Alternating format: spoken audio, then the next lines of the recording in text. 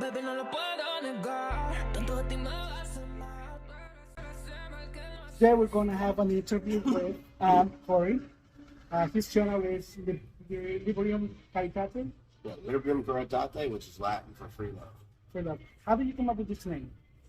I've always been kind of drawn to like Latin kind of sound like names and stuff like that, and I'm very scientific at heart. So if you know like a lot of like scientific literature, things of that nature, they have a lot of Latin names. Like, and plus too, like I'm a deep thinker, so I put a lot of thought into the name and what I do, the different names. And I really like the sound of Librium Veritate, especially the word Librium. It's like free. So the channel that you have is basically just you trying to reach out to other men who are attracted to transgender women. Mainly, but anybody in general, really, because again, I'm just trying. Not only, I mean, yeah, one of my main focuses as of right now is LGBT issues, particularly the T in the LGBT issues, because that's. And I'm not saying that any one part of the community is more important than the other. I'm just saying the reason why I focus on, transgender women is because that's who I know, that's who I date, that's my past two relationships with transgender women. So I speak from experiences and what I've looked up and researched myself. I'm not going to talk about something I have no business talking about. I wouldn't talk about being in a relationship with other men because I've been in a relationship, not that interested in that sort of thing. So that's why I mainly focus on trans issues. As of right now, eventually it might grow into something else. I do other little things besides like philosophical type of things. So I talk about that and how I incorporate that into my philosophies of life, things of that nature. So, but anyways, I hope that answers your question. Tell me about your childhood. I understand you grew up feeling just loner, a little weird, just something different about yourself you mentioned before in your videos. I wouldn't say weird. I prefer the term eccentric. I'm just kidding. I'm just kidding. Yeah, I was a weird kid, man. I was, yeah, I've always been different, man. Like, ever since I know as a kid, like I had some issues with getting in with a group, so to speak, figuring out where I fit in. One, I refuse to be a conformist. Like I'm not going to do something for the sake. Oh, the whole crowd's doing it. You should do it too. Like, no, I'm going to stay true to myself. I've always had that mentality. And to be honest, my life would be easier if I was a conformist because conformity is easier, especially when it comes to social aspects, social issues. Being the same color of gray as everybody else is a lot easier. You stick out a lot less people single you out. But my color is blue green. That's my favorite color. Anyway, yeah. So I've always been different.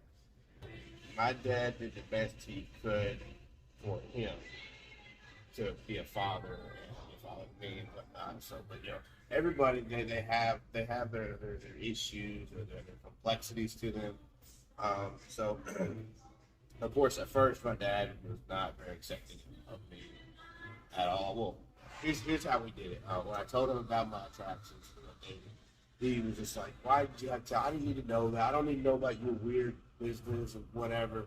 Like, yeah, don't you ever bring, in his words, don't you ever bring one of those things into my house.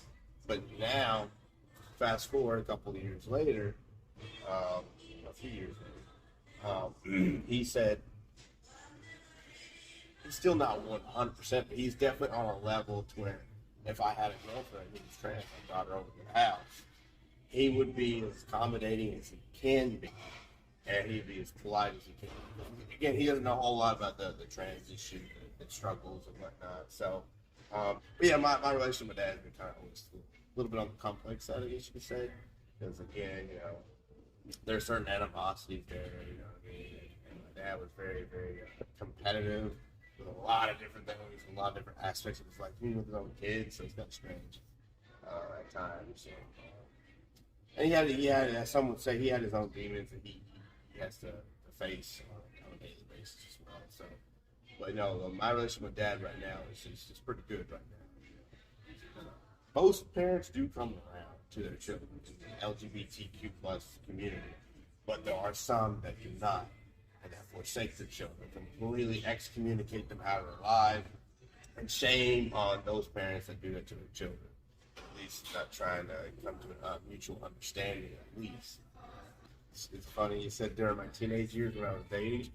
Well, I mean, I didn't really date. I didn't really date, man. I was that old Aerosmith song. I was a high school loser. Never made it with a lady until I was like 18. So never even had a real girlfriend until I was 18. So yeah, I guess technically, yeah, at the back end of my teenage years, I did do some dating, but I had like one girlfriend for like a month at best, and then after that, I didn't have another girlfriend until I was 21. I was born in Indiana, lived there until I was 8, and then from there we moved to Alabama. Now, again, I was very, kind of, almost, I guess you could say, sheltered, but also, like, I kind of, like, my parents did that for me, and I kind of did it for myself. I was very tunnel vision on a few things. So, 18 years old, still awkward as all get out, all alone by myself. It's like 2 o'clock in the morning, I was playing video games. A particular certain urge hit a young man at that hour. So I decided to turn to the internet and look up certain types of video. And I seen a picture of this one woman. She had on a red dress. She was Hispanic, which I've always had a thing for Hispanic women. And again, they tight red dress. They zoomed in. They zoomed in on her face. And basically her face, you can see her shoulders. And she undid the straps, right? And she was doing things to herself, and I'll skip a few chapters here. Basically, I was watching this video, and they were slowly panning the camera away from her. You see her face, and you see her breasts, and you see everything. And I was like, what the? And I was like watching this on my lap, and I kicked away from my desk, like, what was I watching? That's my one weird college experiment, right? Never again. That was true for 2 weeks. Then I started having dreams about these types of women, and that triggered a whole thought process from then on of like, why? And that created like the whole blueprint of how I choose to discover certain things about myself, about why this is or why is that. So it caused me to ask the question, why? And most people assume, oh, you just want a lady with something extra. And at first I thought, maybe that is true when I first discovered this about myself. But it's not just that. There's just other aspects to transgender women that I'm more leaning toward trans women. I mean, don't get me wrong, I'm attracted to both cisgender women and trans women, but I'm leaning more towards trans women. And since the terminology coined up transamorous, it's not the fact that I'm drawn to women of transgender experience because they're trans. I'm drawn to because they happen to be within the, I guess, quote unquote, portfolio of what my true, deep, like 100%, all the boxes are checked attractions. And then there's also an emotional, mental aspect of it too. Me being a different individual, growing up differently, I can resonate with a lot of, not that I'm trans or anything, but I can resonate with a lot of these individuals who are trans who feel isolated. I can resonate with that. Like, hey, listen, I was different and you're a different kind of different too. So let's just be different together. You can resonate with feeling different, not fitting societal norms or whatnot. Now, you probably have a little bit more of an extreme case than I did, but at the same time, I can resonate, I can empathize. The word transamorous, I was wondering, how did you get in touch with that word? How did you find out about the word? I heard it thrown around a couple of years ago. I found that word. I heard it thrown around a couple of times, but I just thought, whatever. But then I got in contact as of back in July, maybe it was June. I got in contact with a guy, Jay Alva. He actually did, I don't know if it's a reaction video or a response. He was a reaction video. Yeah, he did a reaction video. And at first, it kind of got on my skin. It kind of pissed me off a little bit. But then I misread it. He was just trying to be lighthearted and joke a little bit. But yeah, and then he hooked me up with a group called, a Facebook group. It's a closed group for only guys who date trans, called Men Like Us Tribe. Hooked me up with that group, and I got to talk to other guys, and they say we use the term transamorous because every single transamorous guy is trans attracted. But not every single trans attracted guy is transamorous. Amorous means love. I think it's Greek for love. I'm not sure. But anyways, it means transamorous basically means trans love. We love trans. We're not down low guys. We're just trying to have fun and have a little moment and bounce, and you'll never see us again. No, there's a lot of guys I know that are in relationships that, hell, I met one old boy down in Cincinnati, Ohio. He was actually engaged. He was in a relationship, I think he said 5 years with this woman. They were engaged for 2. And she actually was the one that broke off the engagement. But he was madly in love with her, wanted to marry her, all this good stuff. So he's transgender. I'm transgender.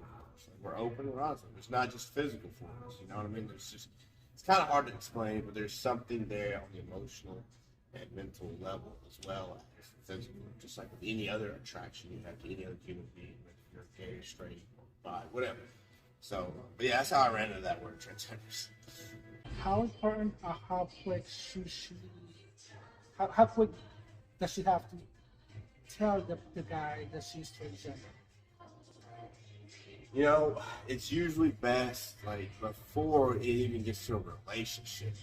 Like, and there's a little bit of a mixed opinion on this, but I would say if I were giving advice, to say I was talking to a lady who's of transgender experience, I would say, like, depending on how you met, maybe put it on your dating profile, or if not, meet this individual, this man, out in public, or woman, if you're both sides fans.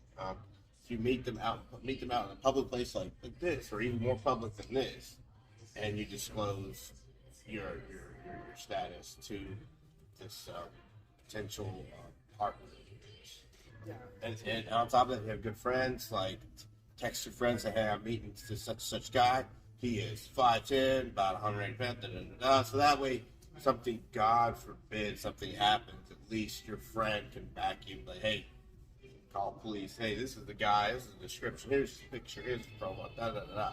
And if she could, possibly even let the guy know that, hey, my friend, if you could do it on the sly without it being, like, accusational, on the sly, like, hey, my friend knows where I'm at, I told him so much about you, how tall you are, da-da-da-da-da.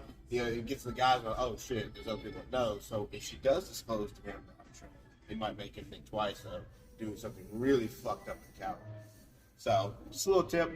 How important is it to you to say that you are in a serious relationship with this woman, and how important is it to you to tell your family or your friends that she was transgender, if she happened to be?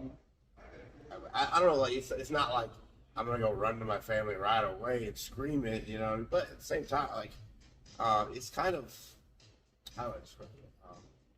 I have my whole family knows that I'm transgender women, so I have no qualms with telling if my significant other is, of transgender experience or not. But I think I know, because I know there is some women out there who want to be quote unquote known, that she doesn't want them to know at all. Which I can understand that sort of mentality. But for me, unfortunately, with everybody in my family knows, plus too, I do social media. It's like, so if you end up in a relationship with me, pretty much my family's gonna know right off the bat, that you are a transgender experience. So, but don't worry, I wouldn't take her around the judging ones. Like, you guys, they are excommunicated. I tell people a lot of times, you know what this is? It's a whole flock of these. Captain Rainbow here, the cameraman here, he uses the flock all the time. He gives me the flock all the time. Or some people even do it like this. Yeah. That happened with my family too. I never actually came out, just for my mom. I never actually came out to my family. I both did with my husband.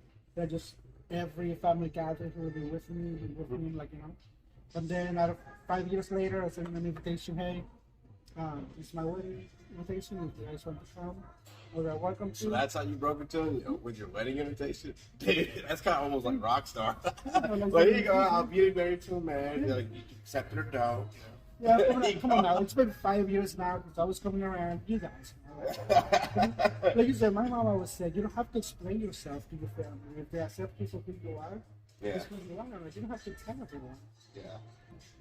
My aunt had the exact same mentality. She did not tell my grandmother about my aunt. She's married to a woman. She has a wife.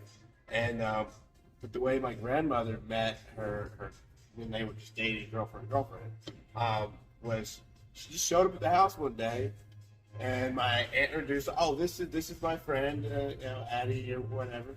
And I was like, okay, cool. And then they, just hang out, and for some reason she would stay the night. Okay, strange, my grandma thought. And then, but she kind of caught on a little bit, like, okay. And then I don't know really exact story. It just kind of came to fruition for her, and then I think she approached my aunt and was just like, "Are you dating?" My aunt was like, "Oh yeah, why?" "Oh, okay." And that was the end of that. That's how she did it, you know what I mean? Yeah. So yeah. Yeah. It's always like you say, And she said, "I shouldn't have to come out to anybody. Why can't I just be me and just have somebody show up and just like, hey, this is who I love. Cool. Well, why can't we just do it that way?" And I'm like, in a perfect world, that would be the best way for it to be. But this is, even though it's 2021, it's 2022, there's still haters, there's still basic. Oh yeah. Myself. That video? That specific video. Really? Yeah, it hit me. It hit home. I had a couple of people who said that. Wow, I'm sorry. I'm not trying to interrupt you. No. I geek out on things like this. I don't really view myself in the most highest of light. I still refer to myself as the hick who just talks in his truck. Sometimes says like when you vote for a president, it's like it just means like it doesn't matter if he just one vote, but he does. Yeah. That's because he's one person and you share the message. It's a ripple effect. Yeah. So that's good. Send the message to the bigger conglomerates. Yeah. Did I use that word right? Conglomerates. Never heard that one before, but okay. We'll go with yes. We'll Google that later. Yeah. If it's not correct, you can cut that out. I got you. You remain for 5 years. Personally or with the channel, what do you see yourself? With the channel, man, I kind of have like a free-form kind of mentality with a lot of different things. There's this thing called life. Life sometimes can give you a unexpected free cup of coffee, or it could say, "Hey, we're gonna blow out." Fun with that one. So for roughly 5 years, I would hope that I have talked all that I can possibly talk on the trans part of the community, and then I've moved on to like more philosophical things. I've put out a couple other philosophical videos. Just some guy, some hick in his truck trying to share his 2 cents on a couple of things. That's my truck right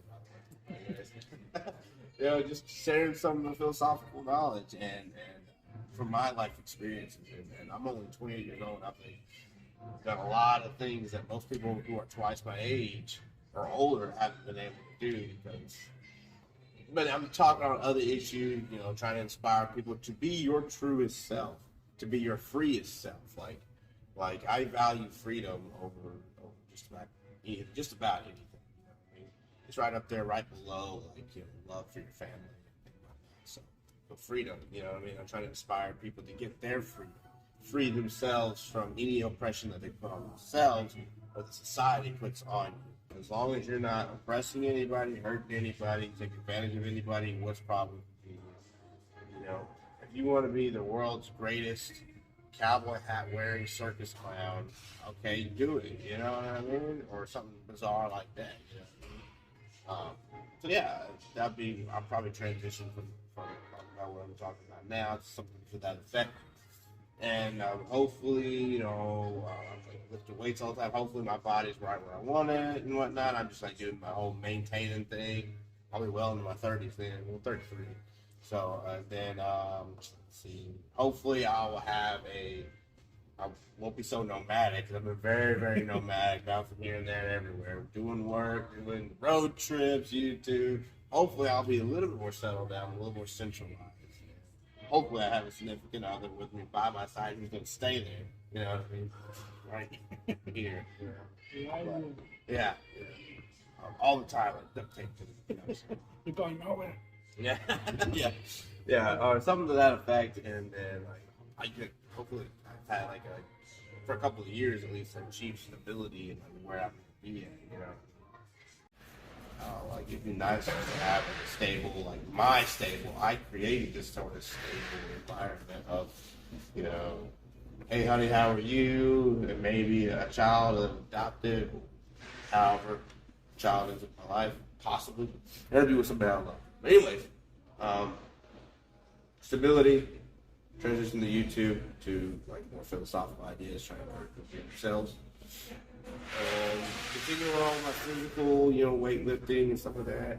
And, I guess the biggest thing overall is just achieve stability and just have a place to really call my own. Yes. Anything else you want to share? Not this particular time. I guess I will share if you put it in the video on. You can find me on YouTube, Librium Caritate, spelled Liberum, Librium, and then Caritate, Caritate. And if you can put a link to my email and to the YouTube channel, that'd be really cool too. Yeah, definitely, for sure. For sure, baby. Baby. Thanks for meeting up with me here in the middle of nowhere. Yeah. Midwest. Somewhere in the Midwest. Yeah. And I don't feel just stopping by. Pretty much like last minute, so. I love my shotgun thing and children in the corn come out. That's my biggest fear. The biggest fear. Baby, no lo puedo negar. Tanto de ti me vas a mal, pero sé mal que no asusta. Te la dosis justa, baby, no lo puedo.